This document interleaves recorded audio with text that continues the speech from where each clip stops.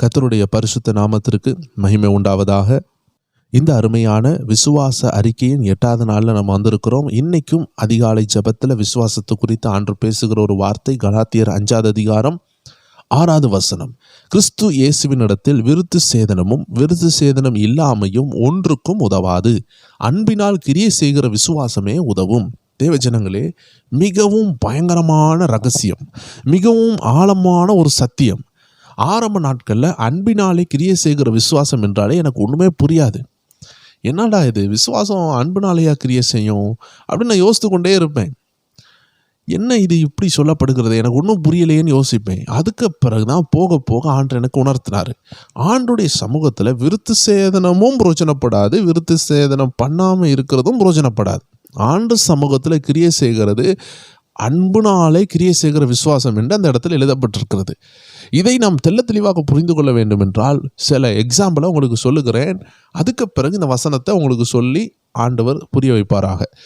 இன்னைக்கு நம்ம எல்லாரும் நிறைய காரியங்களை நம்ம பார்க்குறோம். நிறைய பேர் பாருங்கள், காட்டுக்குள்ளே போய் உட்காந்து தவம் இருப்பாங்க. அவங்க மேலே எறும்பு கடித்தாலும் எறும்பு ஊந்தாலும் பாம்பே ஏறினாலும் அசைய மாட்டாங்க. அவர்கள் அப்படியே ஒரு கரையாம்புத்தா கூட மாறி இருக்கிறாங்கன்னுலாம் நிறைய சரித்திரம் அப்படி இப்படின்னு சொல்கிறாங்க. உண்மையா இல்லை நமக்கு தெரியாது. அவங்க உடம்புல கரையான் கரிச்சாலும் என்ன ஆனாலும் அசைய மாட்டாங்கலாம் சொல்கிறாங்க. எவ்வளோ வேதனையாக இருக்கும் பார்த்தீங்களா?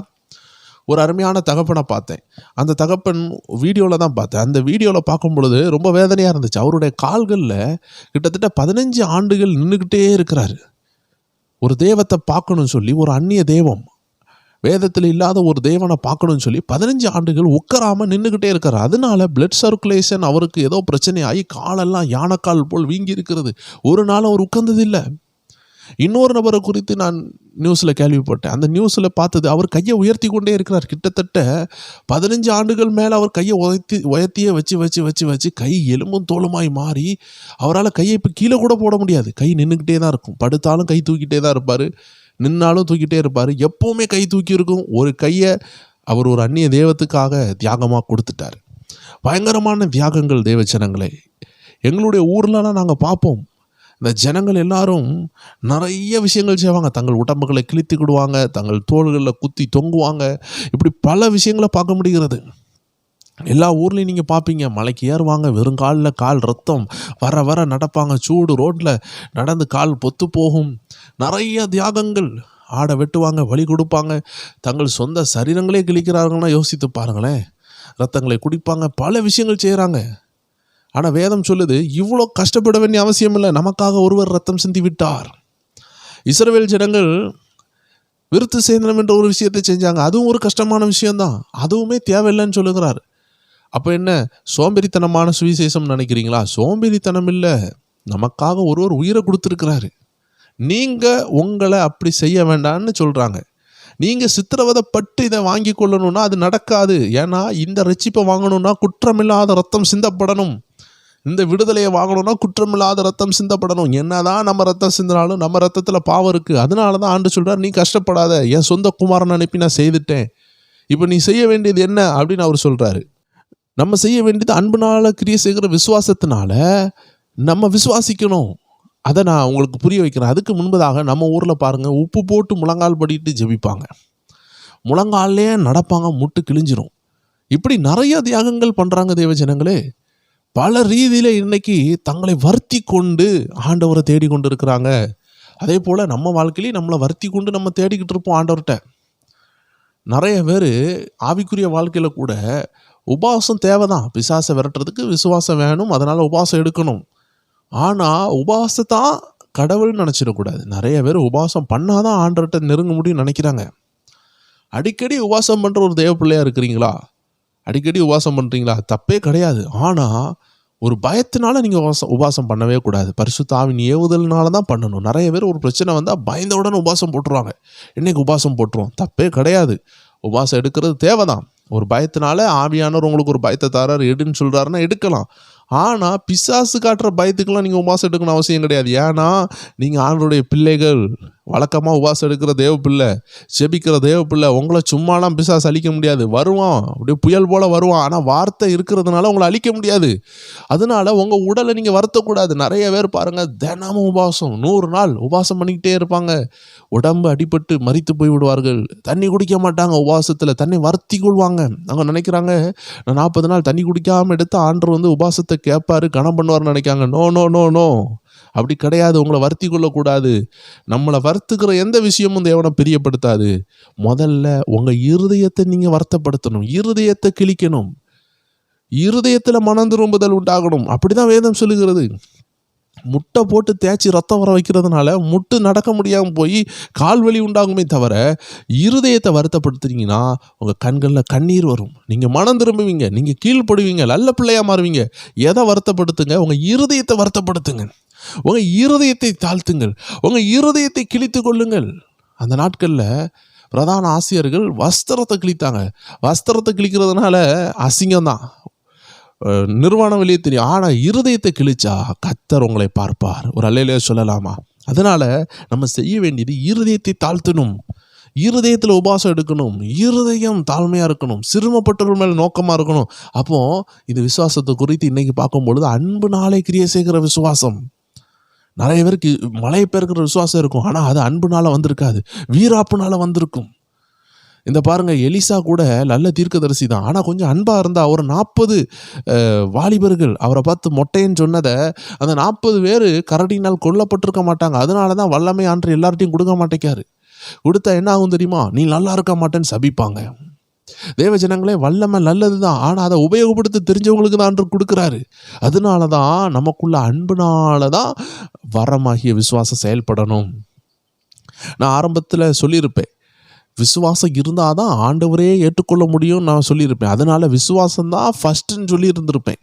அது உண்மைதான். ஆனால் அதிலும் ஒரு ஆழமான ரகசியம் இருக்குது. அன்பே பெரியதுன்னு போட்டிருக்கிறது. இந்த விசுவாசத்தையே உங்ககிட்ட கொண்டு வந்தது யாருன்னா தேவன் தான். அந்த தேவன் தான் அன்பாக இருக்கிறார். அவர் தான் முதல்ல நமக்காக ரட்சிப்பை கொண்டு வந்து தன்னை தியாகமாக கொடுத்ததுனால தான் ஒரு விசுவாசமே உண்டானது. என்னதான் நீங்கள் இயேசுவை ஏற்றுக்கொள்கிறதுக்கு விசுவாசம் தேவையாக இருக்குது. இயேசுவை ஏற்றுக்கொண்ட பிறகு தான் அன்பு உங்களுக்குள்ளே வருது. அப்போ விசுவாசம்தான் முந்தியதுன்னு நான் சொல்லுகிறேன். ஆனால் அதே நேரத்தில் விசுவாசத்தை காட்டிலும் அன்பு தான் முந்தியதுன்னு வேதமும் சொல்லுகிறது. திரும்பியும் நான் சொல்லுகிறேன். ஏனென்றால் தேவஜனங்களே, இது ஒன்றை விட்டு ஒன்று இடப்படாதது. இந்த சுவிசேஷம் எங்கேருந்து வந்துச்சு? அன்புனால தான் வந்துச்சு. இயேசு தன்னை தியாகமாக ஒப்பு கொடுத்ததுனால தான் வந்துச்சு. அப்போது அன்பு தான் முதல்ல வருகிறது. அந்த அன்பின் சுவிசேஷத்தை நீங்கள் ஏற்றுக்கொண்டு உங்கள் இருதயத்துக்குள்ளே அன்பு வரணும்னா விசுவாசம் தேவைப்படுகிறது. அப்போ அந்த இடத்துல விசுவாசம் முந்தி இருக்கிறது. ஆனாலுமே அந்த விசுவாசம் அந்த அன்பின் சுவிசேஷத்தினால தான் ஒரு விசுவாசமே வந்தது. ஆக மொத்தம் அன்பு விசுவாசம் இணைக்கப்பட்டிருக்கிறது. அப்போ அன்புனால கிரியை செய்கிற விசுவாசம். இன்னும் புரிகிற மாதிரி சொல்கிறேனே, நீங்கள் ஒரு வீராப்பில் எதையும் செய்யக்கூடாது. ஒரு வீரத்தனத்தில், ஒரு கோபத்தில் யாராவது சொல்லிட்டாங்கன்னு சொல்லி அல்ல, அவங்க சொன்னாலுமே நம்ம அன்புனால தான் கிரியை செய்யணும். அன்பில்லாத விசுவாசம் செத்து போயிடும். கிரியை இல்லாத விசுவாசம் செத்துதுன்னு சொல்கிறாங்க பார்த்தீங்களா? கிரியைனா என்ன? அன்பு. ஒரு ஆள் வந்து உங்கள்கிட்ட கேட்குறாங்க, ஐயா குளிருதுயா, ஏதாவது தாங்கய்யா, யா பசிக்குதுயா, ஏதாவது தாங்கய்யா. கர்த்தர் பார்த்துக்கொள்வார் சொல்கிறது பேர் விசுவாசம் கிடையாது. உங்கள்கிட்ட இருக்கிற ஒரே பெட்ஷீட்டை எடுத்து கொடுக்கணும். உங்களுக்கு உள்ளதை கொடுக்குறீங்க. உங்களுக்கு இல்லாமல் நீங்கள் வீட்டில் இருப்பீங்க, நீங்களாவது வீட்டுக்குள்ளே இருந்துருவீங்க. ஆனால் தெருவில் இருக்கிறவங்க பாவம் அல்லவா? தெருவில் இருக்கிறவங்களுக்கு குளிர் நிறையா இருக்குமா? தெருவில் இருக்கிறவங்களுக்கு சூடு அதிகமாக இருக்குமா? யாருக்கு பெட்ஷீட் வேணும்?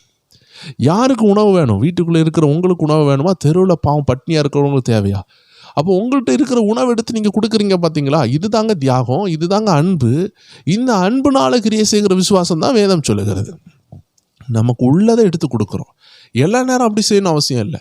தேவையான நேரம். எல்லா நேரம் ஒன்றும் பிச்சைக்காரங்க நம்ம வீட்டில் வந்து கதவு தட்டல, எப்போமாவது தட்டுறாங்க.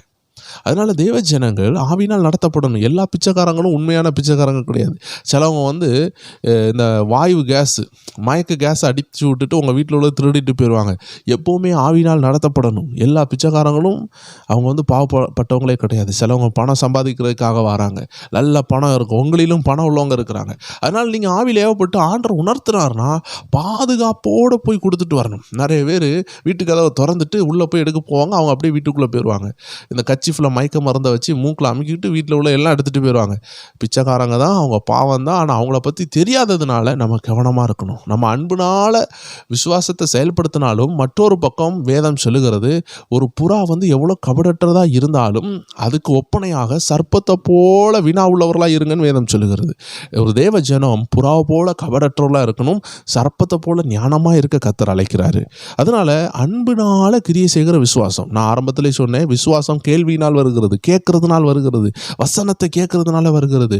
அப்போ அந்த வசனம் யாராக இருக்கிறாரு? வசனம் தேவனாக இருக்குது. தேவன் யாராக இருக்குது? அன்பாக இருக்குது. அப்போ அந்த அன்பு தான் விசுவாசம். அந்த அன்பை நம்ம இருதயத்தில் கொண்டு வந்து செயல்படுத்துறது தான் விசுவாசம். அப்போ வசனத்தை இருதயத்தில் கொண்டு வந்து வசனத்துக்கு கீழ்ப்படிந்து ஆக்ட் ஆஃப் ஃபெய்த், வசனத்தில் நம்ம ப்ராக்டிஸ் பண்ணி வசனத்தை கிரியையில் கொண்டு வரோம். பாண்டு சொல்கிறார், கடன் வாங்காது இருப்பாயாக. வசனத்தை கேட்டு அந்த வசனம் நமக்குள்ள கிரியை செஞ்சதுனால நம்ம இப்போ கடன் வாங்கலை. கடன் வாங்க வேண்டிய சூழ்நிலை தான். ஆனால் கர்த்தருக்காக காத்திருக்கிறோம். காத்திருக்கிறதுனால 4 விஷயம் செய்ய முடியலை. பிஸ்னஸை தொடங்க முடியல, பிள்ளைக்குள்ள கல்யாணம் டக்குன்னு நடக்கலை. ஆனால் கர்த்தர் ஒரு வழியை வைத்திருப்பார். ஏன்னா நீங்கள் கர்த்தருக்கு கீழ்ப்படிச்சதுனால கர்த்தர் உங்களை சும்மா விடுவாரா? வெகுமதிகளை கொடுப்பாரு, உயர்த்துவார். கர்த்தருக்கு காத்திருக்கிற யாருமே வெட்கப்பட்டு போக மாட்டாங்க. அதனால தான் ஒவ்வொரு விஷயத்துலையும் வசனத்தை வாசித்து வசனத்தை இருதயத்துக்கு கொண்டு போய் அதே மாதிரி செய்யும்போது நம்ம ஆசீர்வதிக்கப்படும். இப்போ வசனம் சொல்லுது, துன்மார்க்கனுடைய ஆலோசனையின்படி நடவாதுன்னு சொல்லுகிறது. துன்மார்கள் சில ஆலோசனையை தருவாங்க. அந்த நேரம் நீங்கள் அந்த ஆலோசனையை கேட்காம நான் வேதம் சொல்கிறத கேட்பேன்னு சொல்லிட்டு வேதத்துக்கு கீழ்ப்படிந்து உங்கள் வாழ்க்கை கீழ்ப்படிதலுக்கு ஒப்பு கொடுக்கும் பொழுது நீங்கள் வசனத்துக்கு கீழ்ப்படுகிறது தான் அன்புக்கு கீழ்ப்படுகிறது. அன்புனால கிரியை செய்கிற விசுவாசத்தினால உங்கள் துன்மார்க்க நண்பர்கள் சொல்லுவாங்க, அவனை விடக்கூடாதுடா, அவனை அப்படி செய்யணும், உங்கள் அம்மாவுக்கு இப்படி செய்யணும், உன் மனைவி இப்படி இருக்கான், அப்படி எதையுமே நீங்கள் சீரியஸாக எடுக்காமல் கர்த்தர் சொல்கிற மாதிரி நீங்கள் ரியாக்ட் பண்ணுறது தான் அன்புனாலே கிரியை செய்கிற விசுவாசம். இதுதாங்க நம்ம கிறிஸ்தவ வாழ்க்கையில் அடிப்படை. வேதம் தெளிவாக சொல்லிட்டு இது மட்டும்தான் உதவும். இதுதான் உதவும். கிறிஸ்தவ வாழ்க்கையில் நீங்கள் வெற்றி பெறணும்னா அன்புனாலே கிரியை செய்கிற விசுவாசம், வேத வசனத்தினால வருகிற விசுவாசம், இதுதான் உங்களுக்கு உதவி செய்ய போகிறது. எத்தனை பாஸ்டர் உங்கள் தலையில் கை வச்சாலும் நீங்கள் ஆண்டவர் சமூகத்தில் அன்புனால கிரியை செய்கிற இந்த விசுவாசத்தை உங்கள் வாழ்க்கையில் உபயோகப்படுத்தலைன்னா கண்டிப்பாக உங்கள் வாழ்க்கையில் சமாதானம் இருக்காது, சந்தோஷம் இருக்காது. பாஸ்டர்ஸ் வருவாங்க, ஜெபிப்பாங்க, பேருவாங்க. உங்கள் கூட இருக்க போகிறது யார்? ஆண்டவரும் வசனமும் பரிசுத்த ஆவியானவரும் தான். அப்போ இதுக்கெல்லாம் நீங்கள் விட்டு கொடுத்தா தான் உங்கள் வாழ்க்கை நல்லா இருக்கும். அதனால தான் அந்த அருமையான 6வது வசனம் தெளிவாக சொல்லுகிறது, அன்புனால கிரியை செய்கிற விசுவாசமே உதவும். It will only help you. வேற ஒன்றும் கிறிஸ்தவ வாழ்க்கையில் உதவி செய்யாது. நம்ம யோசிச்சு கொண்டே இருக்கலாம், அங்கே போனால் விடுதலை வந்துருமோ, இங்கே போனால் விடுதலை வந்துருமோ. கண்டிப்பாக உண்டு. எல்லா இடத்துலையுமே ஆண்டோட அபிஷேகம் இருக்குது. ஒரு ஆரம்ப நிலை விடுதலை வந்துவிடும். ஒரு பிள்ளை எல்கேஜியில் போய் படிக்குது, ஏபிசிடி படிக்குது, ஆனால் ஆவனா படிக்குது. உடனே அது கலெக்டர் ஆக முடியுமான்னு கேட்டால் அந்த காலேஜ், அந்த எல்கேஜி, யூகேஜி, அந்த அரை கிளாஸ் பால்வாடிலாம் அதை கலெக்டராக்கி விடாது. ஆனால் கலெக்டராக மாறக்கூடிய ஞானத்தை அந்த ஏபிசிடியும் அந்த ஆவணவையும் சொல்லி தந்து விடும். அதுக்கப்புறம் பிள்ளை நல்லா கோச்சிங் எடுத்து படிச்சிச்சுன்னா உயர்ந்துடும். இதே போல் தான் நான் அங்கே மீட்டிங் போகிறேன், இங்கே மீட்டிங் போகிறேன்னா ஒரு ஆரம்ப விடுதலையை உங்களுக்கு தந்துடுவாங்க. நீங்கள் ஏசு கிறிஸ்துக்கிட்டே வந்தால் கூட ஏசு சொல்லுவார், ஒரு பேயை விரட்டி விட்டுருவார், ஒரு சுகத்தை கொடுத்துருவார், குருடனுக்கு பார்வையை கொடுத்துருவார், எதனாலும் செஞ்சுருவார். ஆனால் கடைசியில் ஒரு வசனம் சொல்லுவார், இனிமே பாவம் செய்யாத, இதுக்கு மேலே கேடானது வந்துடும். அதை இயேசுவால் நிறைவேற்ற முடியாது, அதை உங்களால் தான் நிறைவேற்ற முடியும். இனிமே பாவம் செய்யாமல் இருக்கிறது உங்கள் கையில் உள்ள விஷயம். இதே போல் நீங்கள் எங்கே போனாலும், எந்த இடத்துல போய் ஒரு விடுதலையை பெற்றுக்கொண்டாலும் திரும்பியும் உங்களை பாதுகாத்து வாழ வைக்கிறது இந்த அன்பு நாளை கிரியை செய்கிற விசுவாசம். அதனால தான் வேதம் சொல்லுகிறது இதுதான் உதவும். ஸோ இதை குறித்து இன்னும் அறிந்து கொள்ளுங்கள். கர்த்தர் உங்களை ஆசீர்வதிப்பார். இன்றைக்கி நடக்க போகிற 9 மணி அளவில் உள்ள விசுவாச அறிக்கையில் இணைந்து கொள்ளுங்கள். எல்லாரும் ஜெபிப்போமா? அன்பான ஆண்டவரே, இந்த அருமையான நேரத்தில் ஒரு ஆழமான ரகசியத்தை எங்கள் இருதயத்தில் பேசுனீங்க. நாங்கள் நேரம் செலவழித்து இந்த அருமையான வசனங்களை கேட்டிருக்கிறோம். இது எங்கள் ஆவி ஆத்மா சரீரத்துக்கு பலனாக இருக்கிறது. எங்களை பலப்படுத்தியிருக்கிறீங்க. உமக்கு கோடான கோடி நன்றி. இயேசுவின் நாமத்தில் ஜெபிக்கிறோம் எங்கள் ஜீவனுள்ள நல்ல பிதாவே. ஆமேன், ஆமேன், ஆமேன். இன்று இரவு 9 மணி அளவில் சந்திக்கலாம். விசுவாச அறிக்கையை பண்ணுவோம். தேவச்சனங்களை இந்த 15 நாட்களும் ஆவியானவர் பலமாக கிரியை செய்து கொண்டிருக்கிறார். இந்த நாட்களில் இணைந்து நீங்கள் எங்கள் கூட சேர்ந்த விசுவாச அறிக்கை ஜெபத்தில் இணைந்து கொள்ளுங்கள். பாதியில் தான் இணைந்திருக்கிறீங்கனாலும் கவலைப்படாதீங்க, தொடர்ந்து இணைந்து கொள்ளுங்கள். விசேஷமாக இன்னும் ஜெபிக்கணும்னு விரும்புகிறவங்க, துதிக்கணும்னு விரும்புகிறவங்களுக்கு நம்ம ஜெப நேரம் டிவி புதிய சேனலில் 1000 துதிகள் இருக்கிறது. கீழே உள்ள லிங்கை உபயோகப்படுத்தி அதில் இணைந்து கொள்ளுங்கள். God bless you.